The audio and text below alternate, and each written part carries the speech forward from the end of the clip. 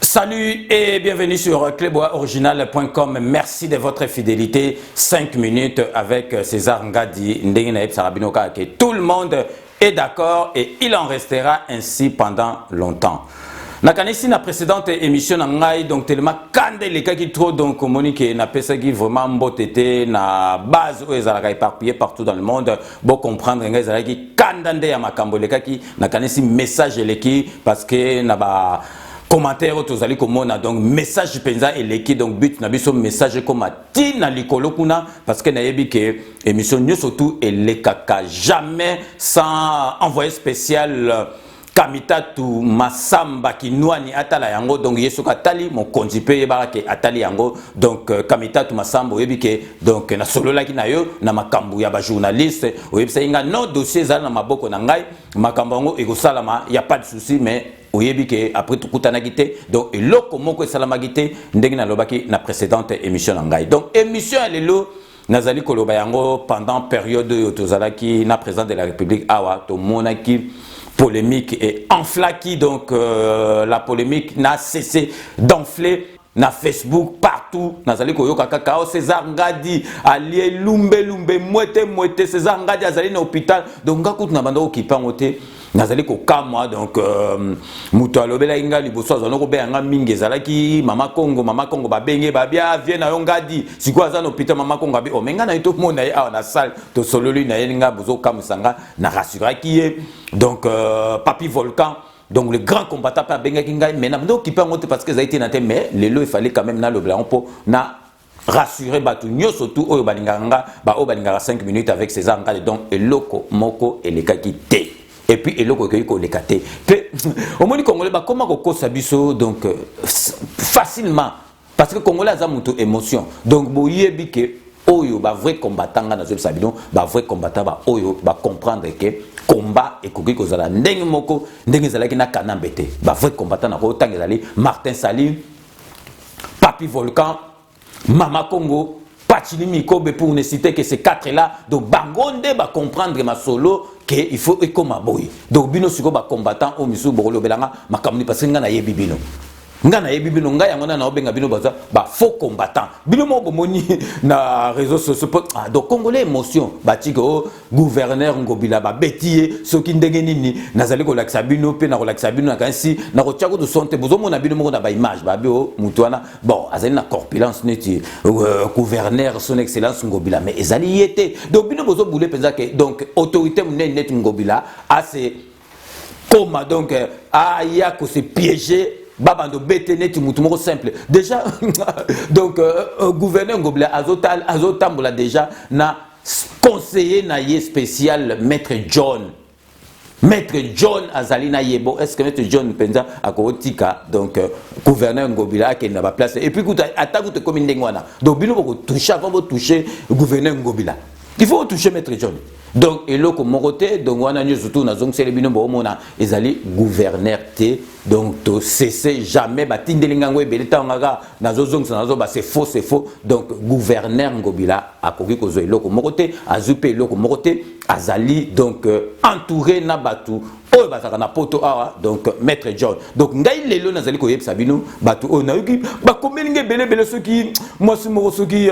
mama soki libongo soki mama soki mpuka soki na kutu kombo na été o azolo ba ke ba betise donc na ningi na yebisa bino neti ngai penza ngai bo donc ba beti ngai na Paris na côté hôpital donc siko elo zo comme ça donc ba combattant on surtout ba téléphone na bango zaki décharger ou bien ba téléphone na bango zaki te donc neti ngai penza boy donc collabo numéro 1 ya Félix Antoine Tshisekedi grand prêtre César Ngadi 5 minutes tout le monde est d'accord donc ngai penza ba combattant ba betinga ba faux combattant ba betinga est-ce que ata image mo ko bimate mais bino mo boko mituna na tong bazo véhiculer ba bobara ndengo wana bino mo mituna boko ndenge nini image bimite donc ba comment ko créer ba masolo moko ya ba buzz masolo moko ba o batika le wana ba isa ba combattant ba to lo kuta donc nga basalinga eloko ni basalinga eloko te basalinga pe eloko te bakosala kanga pe eloko moko te nazali Paris ezali mboka na ngai moi sona soki mama soki mpuka soki mama soki ebale soki nini ye na ebite soki aya poto na âge nini soki aya poto nini ye siko ye kutu munga vana répondre ye il faut asala combat koleka ma Congo mwana mwasi oyo asala combat koleka ma Congo azate mama Kadhafi Congo azate oyo asala combat koleka Papi Volka azate oyo asala combat koleka Martin Sali azate oyo asala combat koleka donc Pacheli Mikobi azate siko bango bazana sima président de la République pour na mboka na biso siko bino siko bolakisa biso nini et puis ngana zo tuna penza tala omoni makamso zo pesa ngezo seksanga ngana zo tuna penza bato bazana siko bino mboka na bino za Zaïre bozo tambola ba drapeau Zaïre bozo tambola ba polo Zaïre siko oyo biso tozo saleza Congo makambo ya ba Congolais bozo ko tampwani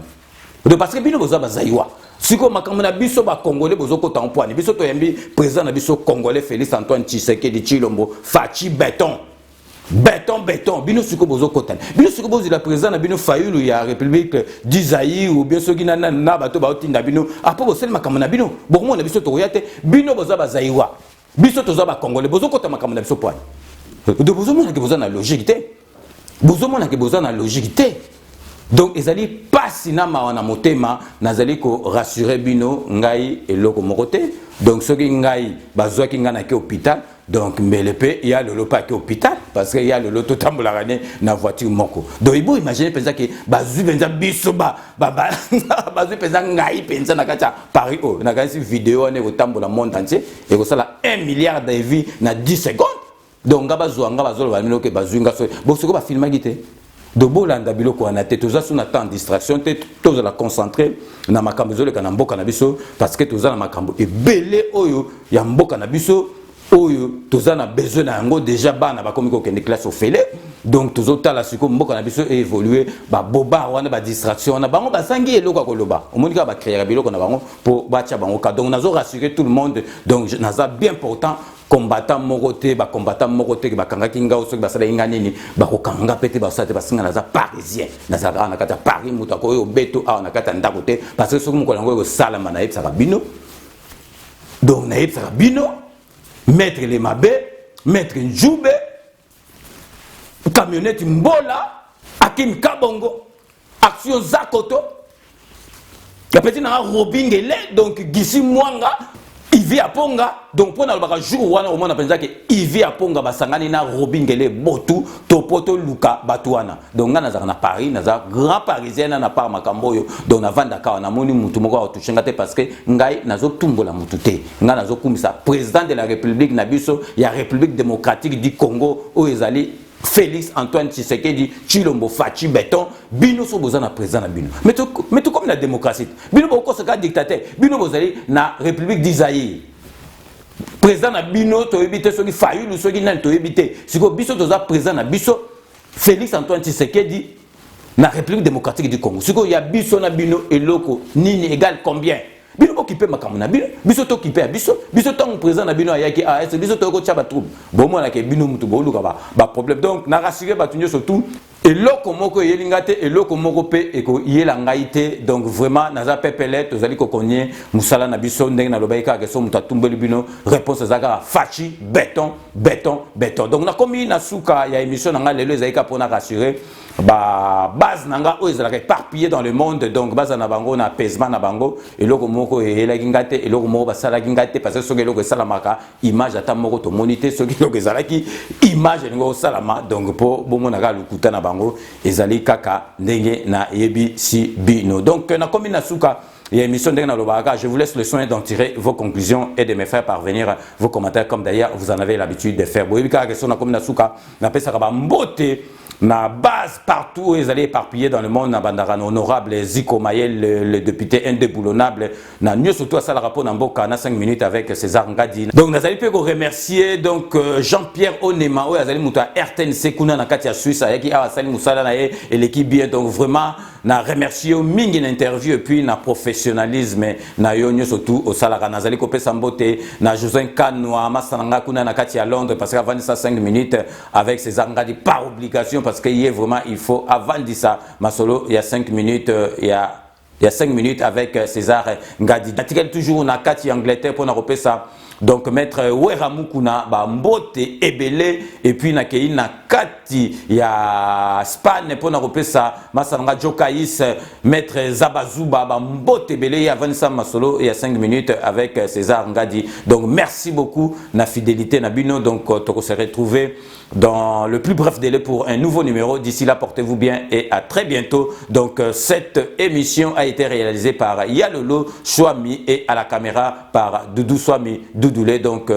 portez-vous bien. Nous allons nous retrouver dans le plus bref délai, donc dans 24 heures pour un nouveau numéro. D'ici là, portez-vous bien et à très bientôt. N'oubliez pas, tout le monde est d'accord et il en restera ainsi pendant longtemps. Kanambe 2020 et aussi la tête, il faut voir ma solo dans Mbunchu, ton a dit aussi. À très bientôt.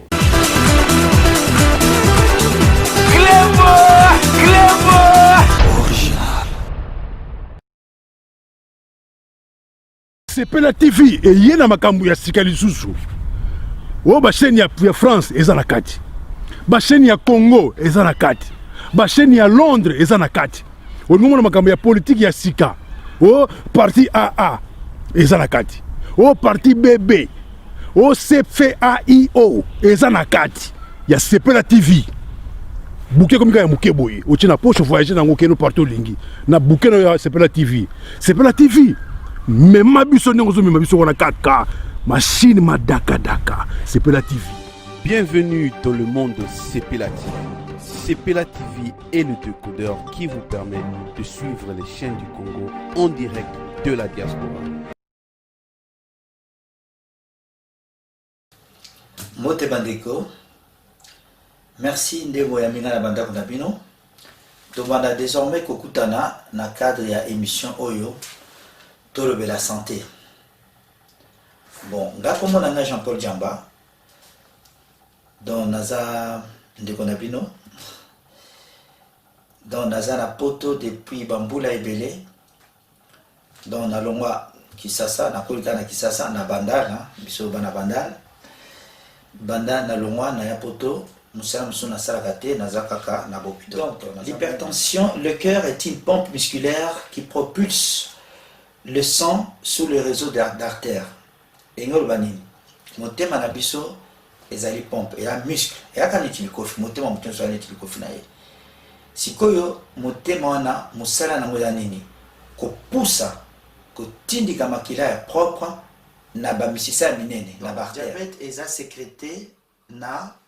moko ya eteni ya nzoto o babengi pancréas ou pancréas yango ezo sécrété entre autres ba hormone mibale o babengi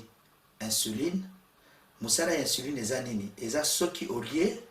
yango ezo réguler ezo tia donc soko lié et sécréter et produire insuline pour ekitisa to ya sukali AVC. AVC eza nini accident vasculaire cérébral. Bon mana ko expliquer bino na mukuse ezali accident o ekoya à tout moment eza brutal. Siko V etali makambo a vaisseau, ba vaisseau ezali ba artère, ba veine, o ezana cerveau. Et puis C cérébral etali makambo etali cerveau, etali mutu. Voilà pour la AVC. Mais siko ba classifier en mode 2. Ezami balé. Eza AVC o babengi ischémique. Na AVC o babengi continue ka komosali na conseil kaka nde mama na bana ko loba na ngai na kitetela papa dembaki ndekama nyamase la dièse na bakisi na pondu kozala nzoto malamu eleki loso nyama mbisi na pondu. Merci.